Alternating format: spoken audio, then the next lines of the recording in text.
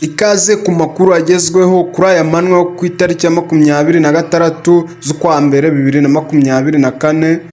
M23 yongeye kwihesha ikuzo nyuma y'igitero ejo yagabweho muri zone ya Mweso, aho ejo kuwa kane Colonel Pascal Kamboko yari yategetse ko barasa mu baturage baha muri centre ya Mweso, hagapfa abasivile 20 hagakomereka 27.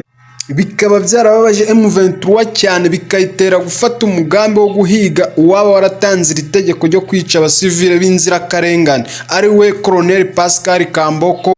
M23 ikaba yamaze kumurasira mu migwano yayihuje na FARDC muri aya masaha ya mu gitondo, mu migwano yabahuje muri centre ya Mweso.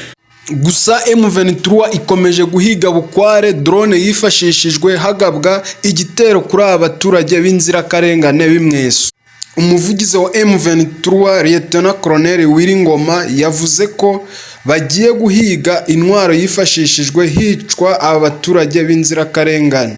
Umutwe wa M23 uri mu ntambara hagati yawo n'ingabo za Repubulika Iharanira Demokarasi ya Kongo FARDC. Uratangaza ko uri mu kababaro nyuma y'uko FARDC yishe bamwe mu baturage bahitwa Mweso hagenzurwa n'uyu mutwe wa M23. Usanzwe uvuga ko mu nshingano zawo harimo no kurinda umutekano w'abasivile baho ugenzura, ariko kuri uwo 25 Mutarama 2024 niwashoboye gukora izo nshingano kuko igisirikari cya leta cyayiciye muri humye kikica abaturage.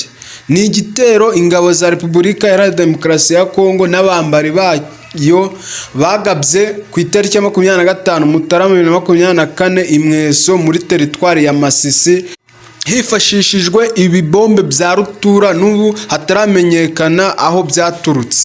Lieutenant Colonel Wiringoma yagize ati amakuru dufite ubu n'ayakababaro, nta makuru umuntu wari wese adashobora kwihanganira kuyumva no kubona ukuntu ibintu byifashe mu gace ka Mweso. Ibi bintu twabivuze kuva kera kose, twamenyesheje isi yose, umuryango w'abibumbye, SADC na EAC, bose tubereka ibi bintu ihuriro rya leta ya Kongo riri gukora.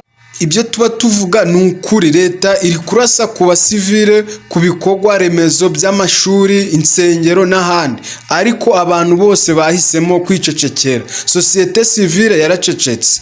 Yashimangiye ko ubu icyo umutwe ugiye gukora ari ugufata iyo ntwaro aho yaba iriho hose kugira ngo bayicecekeshe. Ati tugiye kuyifata mu ntoki zacu kugira ngo itongera kwica abana bacu n'ababyeyi bacu ngo tubabone bapfa. Ibyo badusabye byose twe nka M23 twarabikoze, harimo no guhagarika intambara, ariko leta yo yarabyanze, ahubwo ikomeje kwica abantu. Uyu mutwe wa M23 uratangaza ibi mu gihe igisirikari cya leta cyo cyahakanye ibijyanye n'igitero byose. Itangazo ryashizwe ahagaragara na Lieutenant Colonel Jike Kaiku, umuvugizi wa FARDC mu ntara ya Kivu ya ruguru, yavuze ko kiriya gitero cyakozwe na M23 ndetse n'ingabo z'u Rwanda.